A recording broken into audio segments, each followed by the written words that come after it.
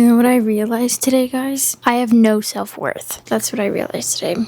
I was editing my video from the other day and I realized I don't love myself. Oh my god. It came to me like a little surprise. It was so lovely the way it was delivered in my brain. I realized that the phrase, "I think I'm a bad friend," is very similar to some other phrases I say to myself all the time. We can start off with, "I think I'm a bad daughter." There's also, "I think I'm a bad sister." There's also, "I think I'm a bad human being." Honestly, it's just so lovely. It's so lovely. It's so fantastic. I think for the longest time, anything that pertained to working on my confidence or working on the amount of love I had for myself was solely about the physical. I mean, for as long as I can remember, grew up hearing a lot of comments about my weight, and my weight fluctuated a lot when I was growing up. So it's like whether I was hearing people say I was too small or people saying that I gained weight, whatever it was, I was hearing a lot about my weight. And also a lot of the women in my life would talk about their insecurities when it came to their weight a lot. And I mean, I would hear it a lot to the point where I feel like just as a kid, I was programmed to think this is something I should be thinking about. My weight is something that should be on the forefront of my mind. So I feel like I've subconsciously, my favorite word, I feel like I've subconsciously linked those two things together, like loving myself and my body. And I kind of forgot that I need to maybe work on loving my brain and my heart and my soul. And I think I've just spent my whole life neglecting those things, and now it's really catching up to me, and it's like kind of awesome. On the flip side, I do think I've made a lot of progress on loving my physical. I think I'm at a really good point in my life, which I've noticed. I took note of that a while ago, how I just felt a lot more confident in my own skin, and I was looking at it a lot more positively. And I think it's giving me the space that I have now to really give my attention to the other parts of myself that I haven't loved, and that's why it really is prominent. Yeah. So I guess it really isn't a bad thing. I'm gonna tell myself it isn't a bad thing. I'm gonna tell myself this is progress. Progress looks different, right? It always looks different. It comes in different forms and different shapes, and right now my progress comes in the shape of hating myself.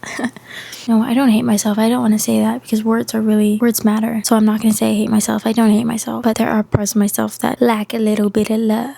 So I want to work on those things. I truly do. I feel like I should get closer to this camera. I'm trying to figure out like what's like the best situation. What am I like most comfortable in when it comes to filming this? That's really it. I don't know. Sometimes my entries are long, sometimes my entries are short. So I guess that would also transfer over to my videos. Wish I could give myself like a plan, like what am I gonna do, but I don't know what I'm gonna do. I don't know. I'm trying to figure out like specific things I did to work on loving my physical. I think it really is just when I started taking care of my body, like deliberately taking care of my body, really paying attention to what I was feeding myself, you know, making sure that I was giving my body things that help it feel good, you know, like taking my supplements and making sure that I'm eating things that are giving me energy and not making me feel sluggish or hurting myself. Like I really paid attention to my stomach issues this year, and I'm really proud of myself for that. And I've kind of like changed my diet completely, and I'm really focusing on consuming things that don't give me pain. And so in return, I feel like I've really come to learn my body and appreciate my body, and it's like it's kind of made me just love my body even more. I don't know. Also exercising, pushing my body to different limits and seeing what it could do, seeing how it can grow, stretching, like seeing how my body can change and how flexible it can get. Like it's kind of weird. It's not weird. I don't want to say it's weird, but I feel like I learned to love my body in ways that I didn't even think could lead to me loving my body, if that makes sense. Stretching made me love my body. I don't know. But I don't know what the equivalent would be to, I don't know what the equivalent of that would be to what I'm trying to work on now, like loving my brain or loving my heart, loving the way I love, loving my flaws, loving, what would I do? Like what mental exercises would I do? What ways would I push myself? You know, Sorry, I'm supposed to be thinking out loud. I'm thinking about last year I'd fell in love very, very, very, very hard. Probably the hardest I've ever fell in love. So hard that it kind of made me question any time I've used that word before. That kind of love. That experience experience made me learn my heart to great depths, and it made me appreciate my heart and appreciate the love that can come from my heart to a degree I didn't even know possible. I think there are still ways to go when it comes to the amount of love and care I can show my heart, but I do think that experience of falling in love, that was a great love myself moment, even if it hurt like a bitch. It was, at the end of it, it was a great love myself moment. I think I came out of that very different. I came out of that looking at myself, viewing myself, my perspective of myself was very different. Because in that experience, I loved in a way I didn't even know was possible for my heart to love. And I kind of just defied a lot of beliefs I had about myself, about my capabilities. And it was very beautiful to see. And it was very beautiful to experience. Anyways, I bring this up because I was literally on the verge of saying I don't know how it would be possible to learn to love my heart, learn to love my brain, learn to love my soul. But going through that experience, I didn't realize that is literally that's what it was. That's, yeah, cool beans, got it. For sure.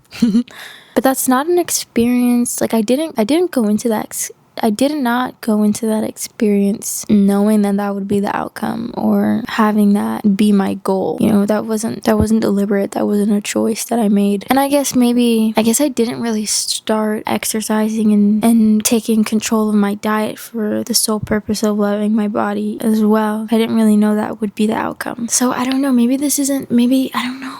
Maybe like I need to go through certain things, but maybe those things are out of my control. Maybe they're not in my hands. Like maybe I just need to open myself up to experiences and let the universe, let God, let higher power hand me these experiences or hand me these things that I need to go through that will lead me to love. I don't know. That's the thing. I don't know.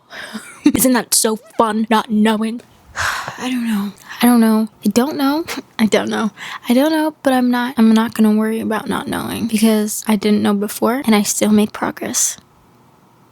So that's proof that me not knowing doesn't mean jack shit, guys. Me not knowing doesn't mean I won't make progress. I can still make progress with not knowing as long as I keep myself open and I don't become my own obstacle. I don't limit myself. Yeah, I can do that. Easy peasy lemon squeezy. As you can tell, I'm in a little bit of a better mood compared to yesterday. Still, obviously, feel shitty about the situation, but growth, guys, progress, growth. I want to love myself. I want to love all parts of myself, every single part. And I want to let go of guilt. So much guilt that I carry. And the thing is, I can't even put a name to all of it. Some things are very specific. Some things are very situational. Like I can pinpoint a very specific situation that I feel guilty about. But some things are just as broad as naming a relationship or naming a friendship or, I don't know. Some guilt is attached to a certain time in my life, but I can't pinpoint exactly what it is I feel guilty about or what brought on that guilt. But I see where that guilt floats around, but I don't know where it specifically is attached to. It's very visual, and it's a really odd feeling to have. There are certain things that make me question whether or not I should go back to therapy, and guilt is definitely one of them. Because I know that's something that it's something that would be very, very, very difficult to sort out by myself. I think that's something I would need a lot of guidance on. And it's like some things I just simply don't know. Yeah, I don't know. But I think letting go of guilt will really, really, really, really, really, really, really push my limits when it comes to loving myself.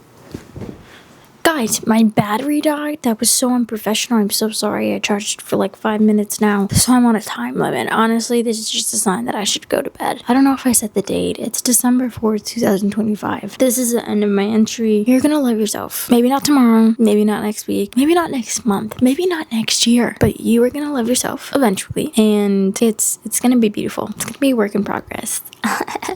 That's it. No tears shed. I'm proud. Not that tears are a bad thing, but okay. Bye.